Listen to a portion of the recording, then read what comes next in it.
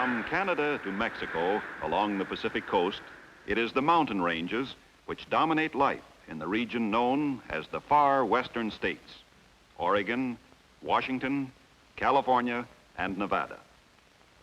From these mountains flows the climate, which has created places of spectacular contrasts within this region. On northwest mountainsides facing the ocean, over 100 inches of rain a year soaks the depths of great redwood forests.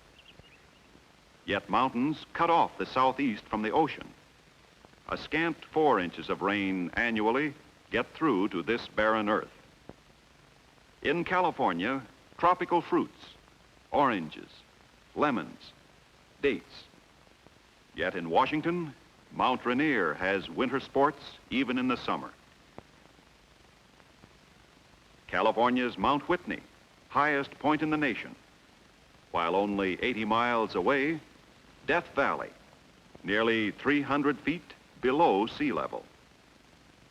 Reflecting these contrasts in nature, most of the region is very sparsely settled, while heavy population density occurs in certain metropolitan centers along the Pacific seaboard.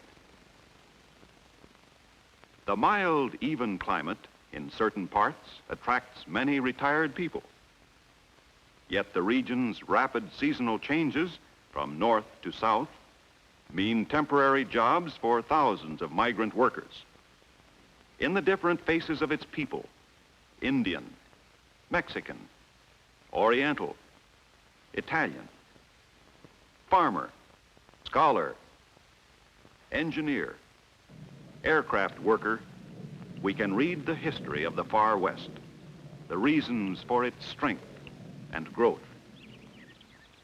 The Far West was the end of the trail for pioneers to Oregon and gold rushers to California. But at Sutter's Mill in 1849, only a year after California joined the Union, the cry was gold. Gold in the Far West, and thousands were lured to the rich strikes. Today, mining continues to be one of the Far West's major activities. Giant placer mines in California annually recover precious ores worth millions. In Nevada, lode mining plants dig out gold-bearing rock, which also has a heavy silver content. In recent years, radioactive minerals, from which uranium has been extracted, have been found in Nevada, Oregon, and California. The region's oil production centers around southwest California's rich oil deposits. California's oil deposits, second in production only to Texas, are among the nation's most valuable natural resources. In overall production of minerals, California leads in gold, platinum, mercury, borax, soda, iodine, potash, and silica. In petroleum, she is second.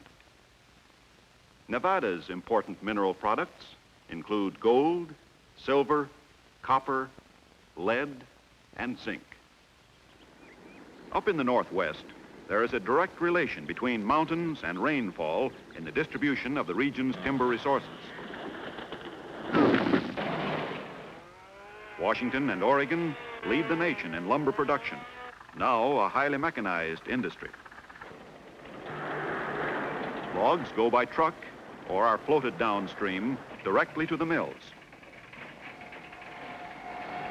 To ensure a continuing supply of this valuable natural resource, the government has established more than a score of national forests in the Far West. Still another method to preserve the region's timber resources is practiced by extensive replanting in carefully selected areas. Tree planting has been just as important to the region's agriculture.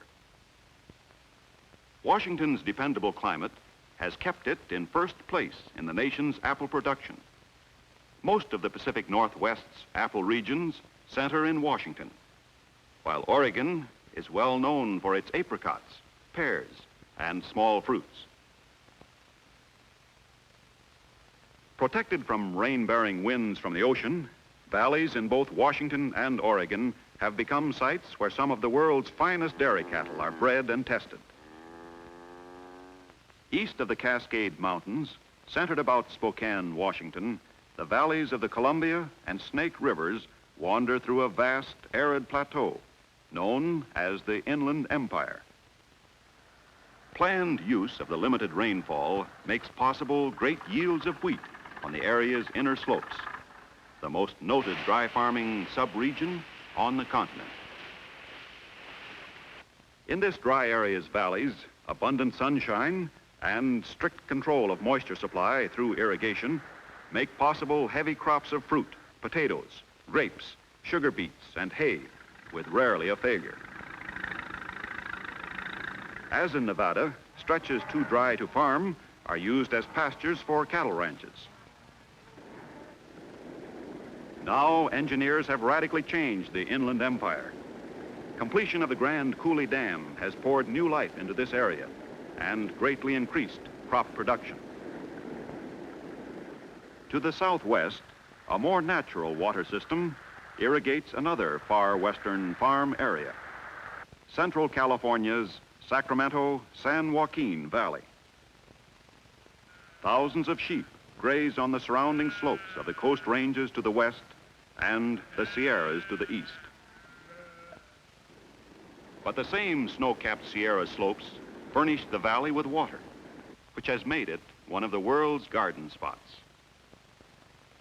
This valley is the nation's leading producer of grapes, plums, apricots, cherries, olives, figs, and almonds.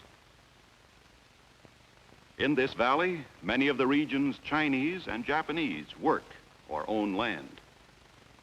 Here are located the world's largest fruit canneries and the world's largest fruit drying sheds.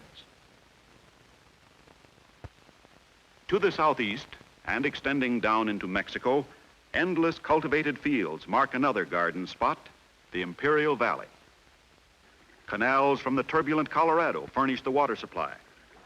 In the Imperial Valley, truck crops such as lettuce, tomatoes, cauliflower, and celery, million-dollar operations, supply most of the early truck crops for the United States. The Imperial Valley is also well known for its unique selection of domestic tropical fruits, grown nowhere else in the country. Because vast distances from eastern manufacturing centers have kept transportation costs high, the Far West has rapidly developed many of its own manufacturing and processing plants. Nearly 1/3 of the nation's fish products come from the Far West. Fishing and other activities of this rich section have promoted the development of its good harbors along the coast: San Diego, Los Angeles, San Francisco, Portland, and Seattle, world-famous ports. There are important new industries, such as aircraft manufacture and shipbuilding. Other developments further exploit the region's natural resources. For example, Washington State alone has 1/2 of the total potential water power in the United States. California's production of hydroelectric power is highest in the nation. And regional technology has tapped the wealth in chemical byproducts. Likewise, in the past 10 years, the Far West's population has increased faster than that of any other region. And here, too, is the nation's largest state university. The Far West, leading the nation in hydroelectric power, seafood products, dairy products, timber resources, among leading producers of apples, grapes, oranges, nearly all the tropical fruits, gold and silver, and almost all entertainment films used in the United States. In turn, it imports from other regions metals, tobacco and cotton, manufactured goods, autos, and machinery and wheat. In this far western region, originally cut off by mountains from the rest of the nation, a vigorous culture has taken firm root, making its influence felt despite the physical barriers. Today, this region dominated by mountains and seacoast, has been transformed from our last frontier into a highly industrialized kind of society, a way of life unique in the American scene, America's gateway to an increasingly significant world area, the Orient.